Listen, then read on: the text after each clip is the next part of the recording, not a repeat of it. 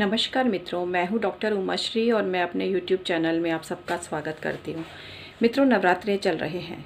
नवरात्रे की सार्थकता होती है कि माँ का आशीर्वाद आपको प्राप्त हो। प्रत्येक मनुष्य की कामना रहती है कि वो जितनी श्रद्धा भक्ति से माता का जागरण करता है, पूजा उपवास करता है, उसी क्रम में उसको माता का आशीर्वाद भी मिले। लेकिन कई बार ऐसा होता है कि अपेक्षित सफलता नहीं मिलती है, मतलब जितनी पूजा पाठ की जाती है उसकी तुलना में कम मिलता है। तो मन में ये प्रश्न उठना स्वाभाविक है कि क्या माँ नाराज़ है।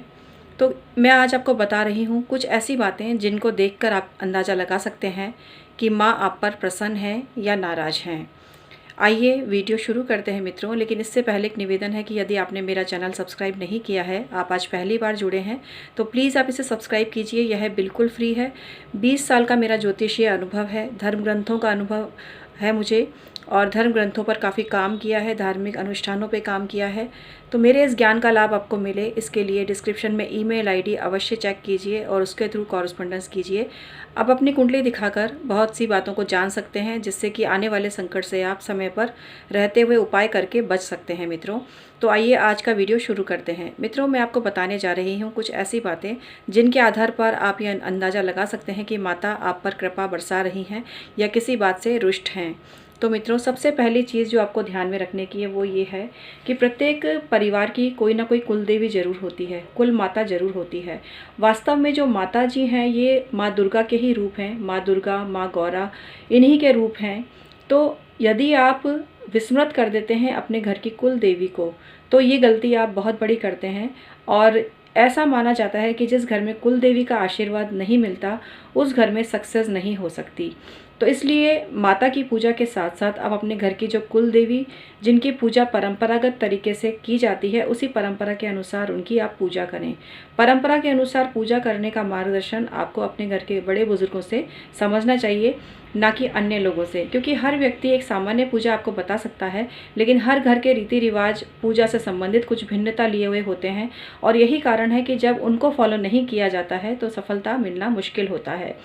इसके अलावा मित्रों, यदि आपके घर में ऐसे काम जो बहुत लंबे समय से अवलंबित थे, पूर्ण नहीं हो पा रहे थे, अचानक से नवरात्रों के दिनों में उन कार्यों को पूर्ण होने की सूचना आपको मिलती है, तो समझ जाओ माता आप पर प्रसन्न है। इसके अलावा नवरात्रों में अखंड ज्योति जलना, बिना दीपक बुझे कंटिन्यूएशन में दीपक का जलना माता की प्रसन्नता का सूचक होता है। इसके अतिरिक्त आपको स्वप्न में शेर का दिखना माता के साक्षात दर्शन होने का सूचक होता है। इसके अलावा कोई कन्या अचानक आपसे कुछ डिमांड करे, रिश्तेदारों में या कहीं मार्केट में या कहीं पर भी, तो उस कन्या की भी उस इच्छा की पूर्ति आप करें। ऐसा करने से माता का आशीर्वाद आपको प्राप्त होता है। स्वप्न में माता का दिखना, स्वप्न में कन्याओं का दिखना बहुत ही शुभ संकेत होता है। और स्वप्न में कोई भी बात स्वप्नों के माध्यम से ही हमारे ज़रिए पहुंचाते हैं। जो विलक्षण और दैवीय ताकतें होती हैं, दैवीय शक्तियां होती हैं, स्वप्न के माध्यम से हमारे मन में कई बातें वो उत्पन्न करते हैं, जिससे कि हम उनके उस विश को पूरा कर सकें जो वो हमसे चाहते हैं। तो ये भी आप ध्यान रखें। इसके अलावा आपके घर में कोई बहन बेटी है जो काफ़ी लंबे समय तक नहीं आई थी, या उसका फ़ोन नहीं आया था, और अचानक से वो आपके घर पर आ जाए और आपके घर पे भोजन करने की इच्छा जताए, तो भी आप समझो माता का आशीर्वाद आपको प्राप्त हो रहा है। जो ज्वारे आप बोते हो, वो ज्वारे बिल्कुल अच्छे, बिल्कुल लहलहाते हुए हरे एकदम बढ़िया निकलें, कहीं से भी कोई छोटे बड़े ना हो, साइज़ में इक्वल साइज़ में निकलें, तो ये बहुत ही शुभ संकेत होता है कि इस बार आपके घर में जो नवरात्र हैं वो पूर्ण हो गए हैं और पूर्ण रूप से आशीर्वाद आपको मिला है।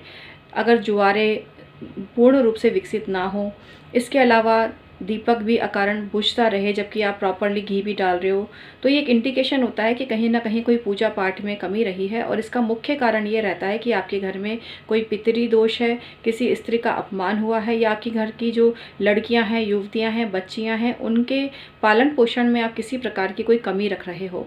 तो माता का आशीर्वाद लेने का सबसे अच्छा तरीका है ये कि आपके घर की आसपास की कन्याओं का आप सम्मान करें, ज़रूरत के समय उनकी मदद करें और बिना बात उनको अपमानित ना करें। ये सबसे बड़ा एक दोष होता है। अगर आप ऐसा नहीं करते हो, कन्याओं को अपमानित करते हो, तो ये समझो आप कि माता का पूर्ण आशीर्वाद आपको कभी भी नहीं मिल सकता, भले ही आप सोने चांदी के बर्तनों में भोग लगाओ। आप जानते हैं कोई भी देवी देवता या इष्ट देव या प्रभु भगवान सभी भाव के भूखे होते हैं। भाव के बिना भक्ति का कोई मोल नहीं है।